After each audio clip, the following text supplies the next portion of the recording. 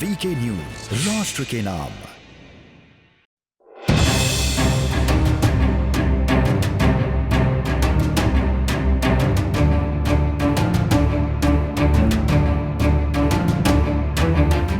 नमस्कार, बहुत स्वागत है आप सभी का वीके न्यूज पर। मैं हूं आपके साथ चेतन पाठक। देश में हाल ही में हुए बर्बर वारदातों और आतंकी गतिविधियों की निंदा करने और सद्भाव का संदेश देने के लिए राजधानी दिल्ली में ऑल इंडिया सूफी सजादशीन काउंसिल ने इंटरफेथ कॉन्फ्रेंस का आयोजन किया। इसमें एनएसए, अजीत डोभाल और तमाम धर्मों के धर्मगुरु मौजूद रहे। ये काउंसिल का आयोजन इसलिए किया गया क्योंकि पिछले दिनों जैसे उदयपुर में कन्हैया लाल की हत्या कर दी गई थी और उसके बाद महाराष्ट्र के जो अमरावती में भी इसी तरह की घटना हुई और तमाम जो घटनाएं इससे जुड़ी हुई, यानी कि नूपुर शर्मा विवाद से जुड़ी हुई थी, जिसके बाद कट्टरपन मानसिकता खुल के इस देश में सामने आई और किस तरीके से कट्टरपन मानसिकता जिहादियों ने अपनी मानसिकता दिखाई, उसके विरोध में और उसको समझने के लिए किस तरीके से एनएसए, अजीत डोभाल और अब धार्मिक गुरु जितने भी धर्मों के थे उन सभी ने यहाँ पर एक आयोजन किया जिसमें इन सभी विषयों पर चर्चा की गई और इस पर कड़ा संदेश देने का प्रयास किया गया।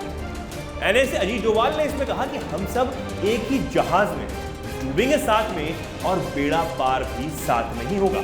अजीत डोभाल ने कहा हर भारतीय के मन में विश्वास करें कि वो यहाँ महफूज है और किसी पर भी बात आएगी तो सारे उसके लिए खड़े हो जाएंगे। यानी उन्होंने ये साफ संदेश दिया कि हम सब एक हैं। जो भी जिहादी या कट्टरपन मानसिकता वाले लोग इस अच्छे समाज में विष घोलने का काम कर रहे हैं, उनकी जड़ें अभी ही काट देनी चाहिए, क्योंकि अगर ये विष समाज में बुरी तरीके से फैल जाता है तो ये सिर्फ एक के लिए नहीं, सभी के लिए घातक होगा।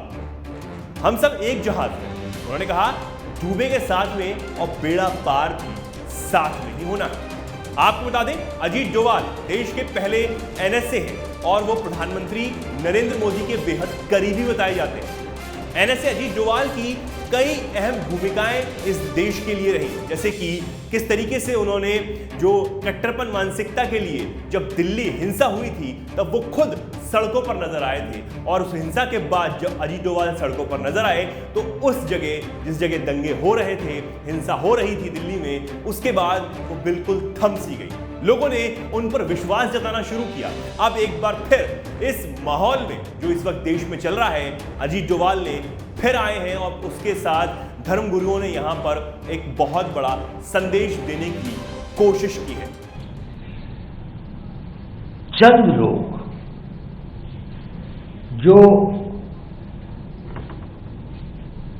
धर्म के नाम पर या किसी और विचारधारा के नाम पर हिंसा का, दो लोगों के अंदर वैमनस्य पैदा करने का, लोगों के अंदर में कॉन्फ्लिक्ट क्रिएट करने का प्रयत्न करते हैं, उसका प्रभाव पूरे देश पर होता है, देश के अंदर भी होता है और देश के बाहर भी होता है।